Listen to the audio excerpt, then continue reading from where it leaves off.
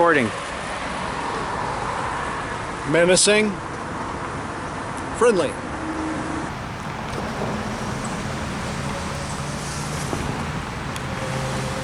From what I understand, you used to spend a lot of time in this building in the 1980s.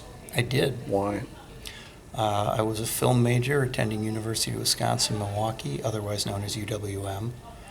And I spent a lot of time in the basement below us, although I did have classes up here because this was like the art history.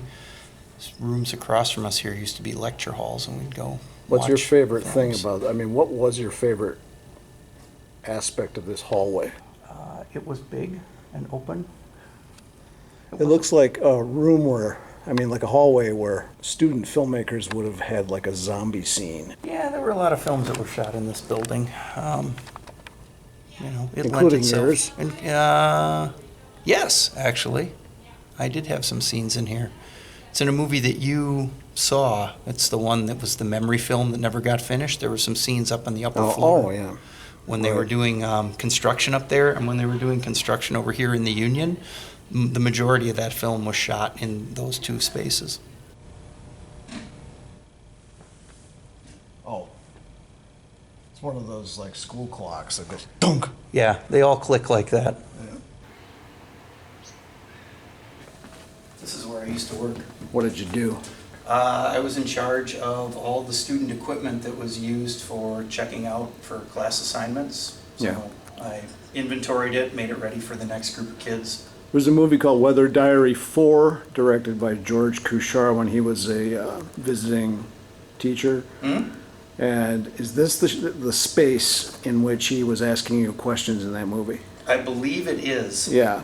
You're standing in the doorway and he's standing right here. I haven't... And he's like, well, Brian, because he kind of talked like that. Right. He was, Jamie Patton and Julian Marinchek were really taken with his work, and they actually got him to come here as a visiting artist. Yeah, he was great. He was awesome. Yeah. He was a major influence on me. Yeah.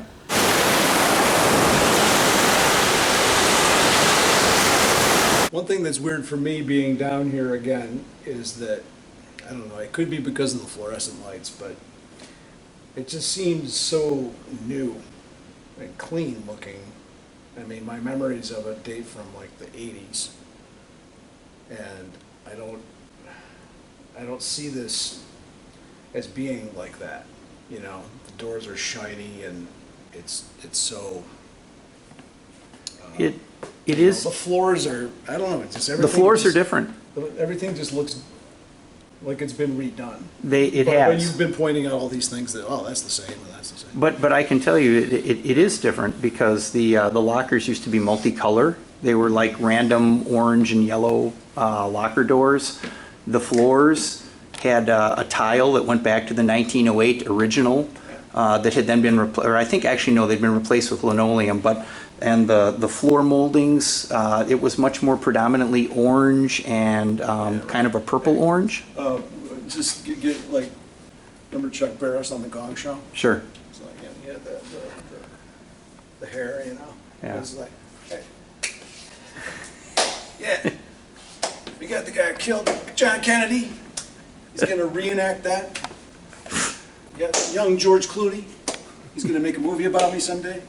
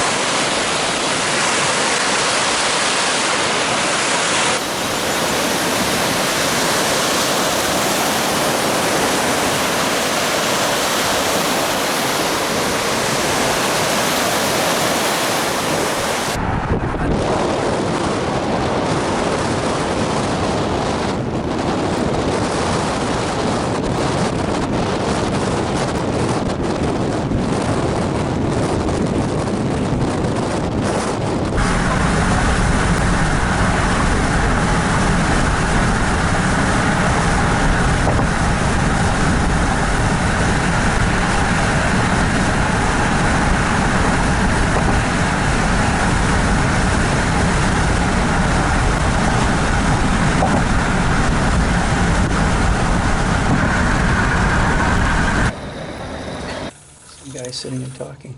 Let me see. Do it.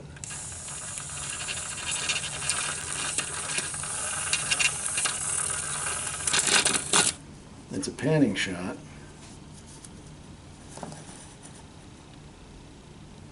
It looks, it's a structure of some kind. There's a building. There's a building. I think that they were in a car. Yeah, that's my idea usually, is to be in a car. Yeah, so it's somebody's You're ripping me off. Somebody's remaking a rhombus film. They're remaking a Rhombus movie. They're definitely in a car. Huh. Son of a bitch.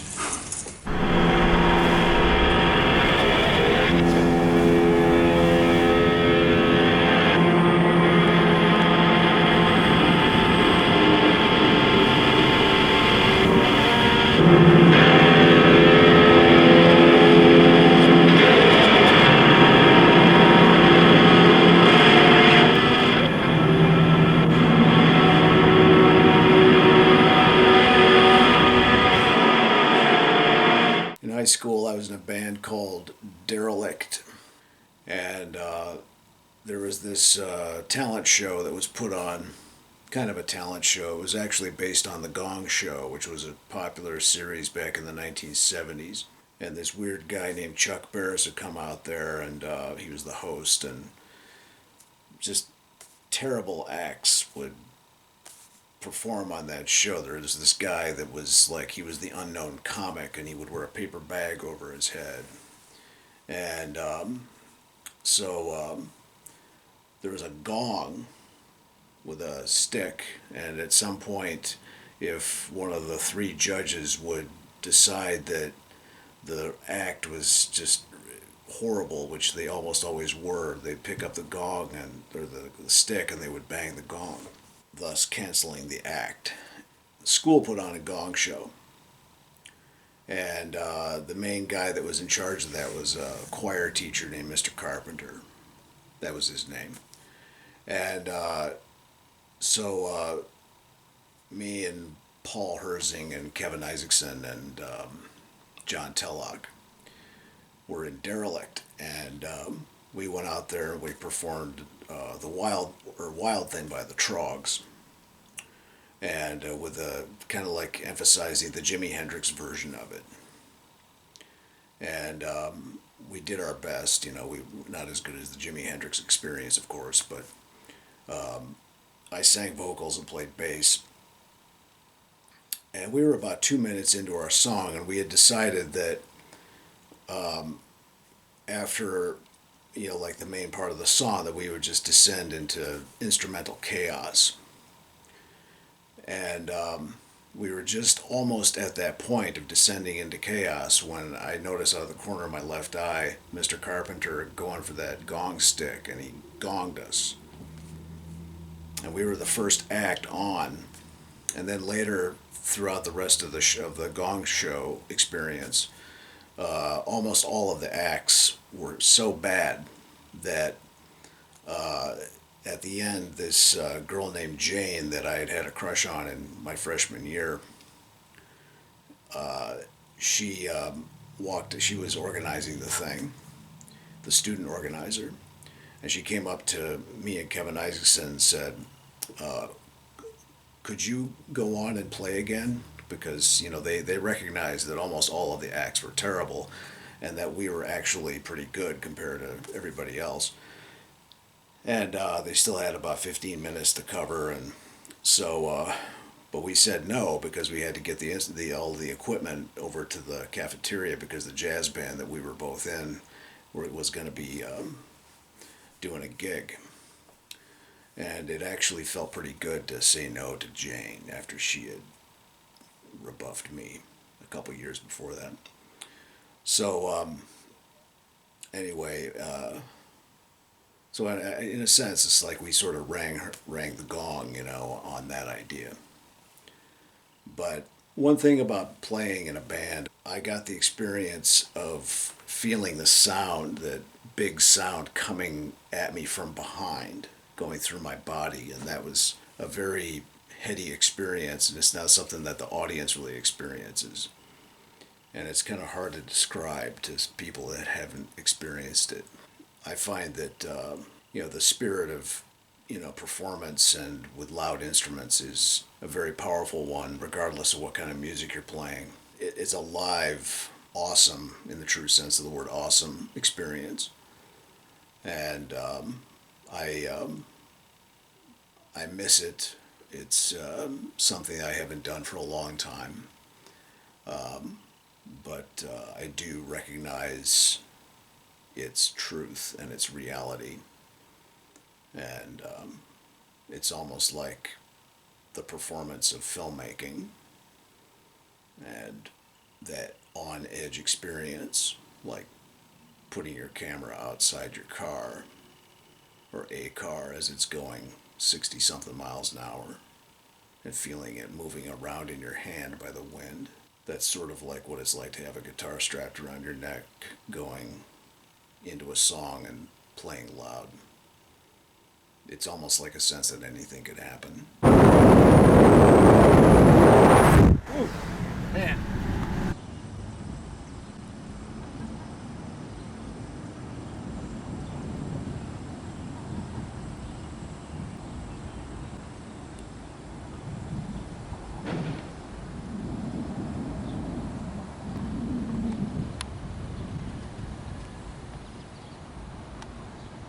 Dude, I was at the rave and someone did this, got on their fucking hands and knees, and people ran up, jumped off them into the fucking crowd. That shit was awesome, and it was in a small bar. I got on top of the fucking stage, dude, and I was like, the singer, I was like, yeah, and he was all like, oh, get the fuck away from me. Exit stage left, dude. That's basically what. That's the vibe. Because they're like a hardcore band, they weren't like punk, they weren't like, yeah, fuck around. They're no. just more like- They were like,